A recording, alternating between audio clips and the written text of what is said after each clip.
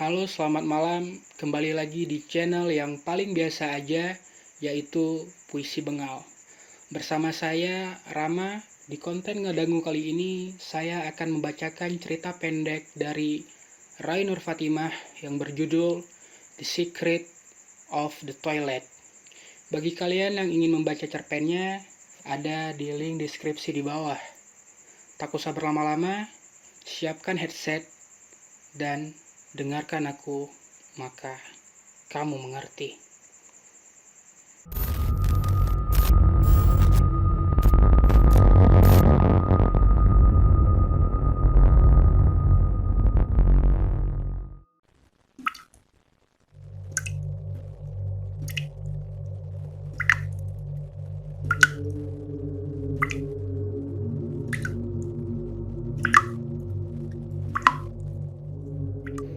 Tetesan dari keran yang tidak tertutup rapat itu semakin menerorku, yang hingga tengah malam ini sukar untuk tertidur.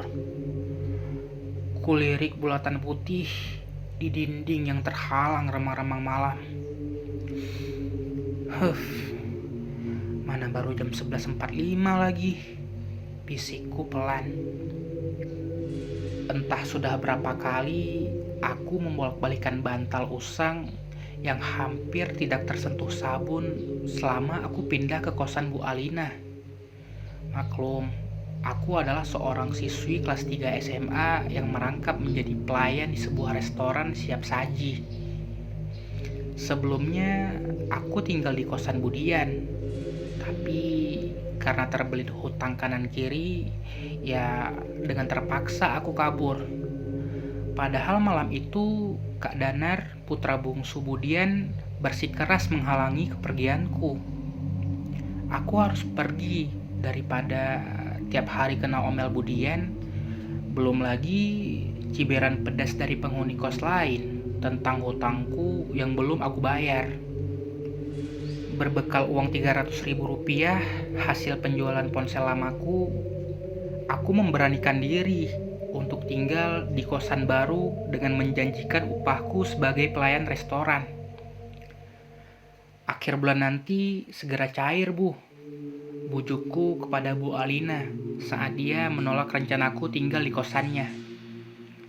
Bukan karena kondisi keuanganmu, Dek Mayang, tapi memang kamar kos di sini sudah penuh, sahutnya lembut.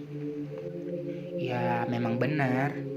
Aku lihat rumah besar yang terdiri dari 5 kamar di lantai 1 telah penuh sesak diisi oleh 9 orang penghuni kos dan 1 asisten pribadi Bu Alina.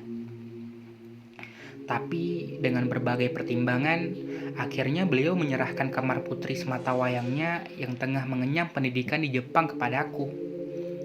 Aduh, betapa beruntungnya diriku ini, pikirku sesaat Bu Alina mengesahkan kamar kebanggaan putrinya kepadaku. Betapa tidak, kamar ini begitu luas dan satu-satunya kamar yang memiliki toilet sendiri. Apalagi Bu Alina dengan cuma-cuma meminjamkan kasur dan meja rias milik putrinya. Hanya saja dia tidak membolehkan aku menggunakan lemari besar di kamar itu. Mungkin karena lemari itu telah terisi penuh oleh barang-barang milik putrinya. Tapi untung saja di meja rias menempel sebuah lemari kecil yang masih bisa aku gunakan untuk menyimpan pakaianku. Dan sebagian lagi bisa aku gantung di pegantungan di belakang pintu. Kembali kulihat jam. Kali ini tepat pukul 12 malam, aku masih terjaga. Tiba-tiba, hush, sekebat angin kencang masuk ke rongga kamarku, menyisakan sosok putih yang melambai-lambai di depanku.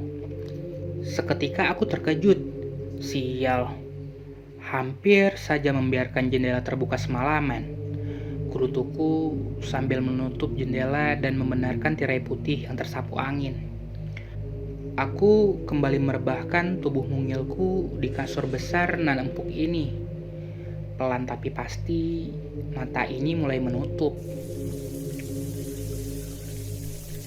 Suara guyuran air mengagetkanku.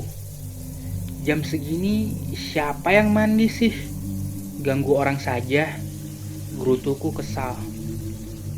Otakku mulai berpikir waras, tapi asal suaranya dari entah mengapa bibirku benar-benar tertahan. Kulirik pintu toilet dan benar saja, dari lubang kunci pintu toilet, sesosok wanita berambut panjang tengah tertunduk kaku di bawah cipratan air shower. Apa mungkin ini putrinya Bu Alin? Pikirku membuyarkan rasa takutku sendiri. Tanpa berpikir panjang lagi, aku segera beranjak pergi.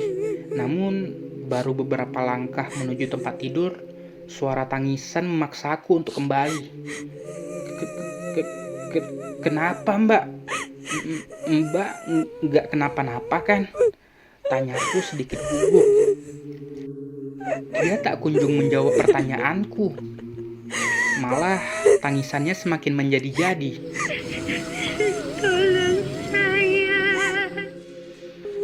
Suara tangisan itu menggema mendominasi kamarku. Aku benar-benar panik. Sekuat tenaga, ku coba kerubuhkan pintu berbahan plastik itu. Dan hasilnya nihil. Tangisannya pelan-pelan meredup. Kulihat kembali dari lubang kunci, dan betapa kagetnya aku saat kulihat tubuh wanita misterius itu kini tak utuh lagi. Berdiri lesu, sesosok tubuh tanpa kepala.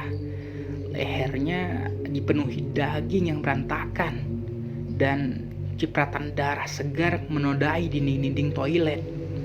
Tubuhku benar-benar bergetar dan tak bisa mengatakan apa-apa. Saat kualihkan mataku ke arah lantai toilet, tergeletak sebuah kepala berambut panjang bersama sebilah gergaji di sampingnya. Aku semakin berguncang hebat. Entah apa yang aku pikirkan saat itu. Rasanya aku ingin berlari ke kamar penghuni lain untuk meminta bantuan. Tapi aku sama sekali tak bisa bergerak. Piyamaku terjepit engsel pintu. Tolong! Aku berteriak sekencang-kencangnya. Dengan tergesa-gesa, ku gigit piyamaku. Dan set! Bagian belakang piyamaku berhasil robek. Aku berlari sekencang-kencangnya memburu pintu keluar kamar. Kenapa nggak bisa dibuka? Aku semakin panik. Segera ku ambil posisi kuda-kuda dan tendanganku merobohkan sebilah pintu yang terbuat dari kayu. Nafasku terasa sesak, mencium bau anyir darah yang menusuk ke paru-paru.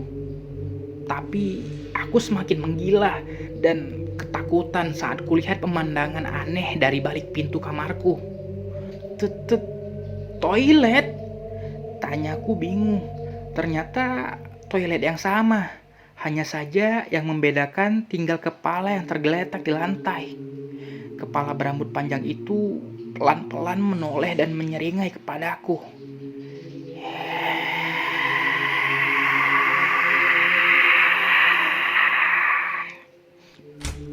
Seseorang membuka pintu kamarku. Dia menyeringai hangat dan mendekatiku. Rupanya kamu demam ya, Mai? Sahut Bu Alina sambil menempelkan punduk tangannya di keningku. Syukurlah. Ternyata cuma mimpi, bisikku pelan.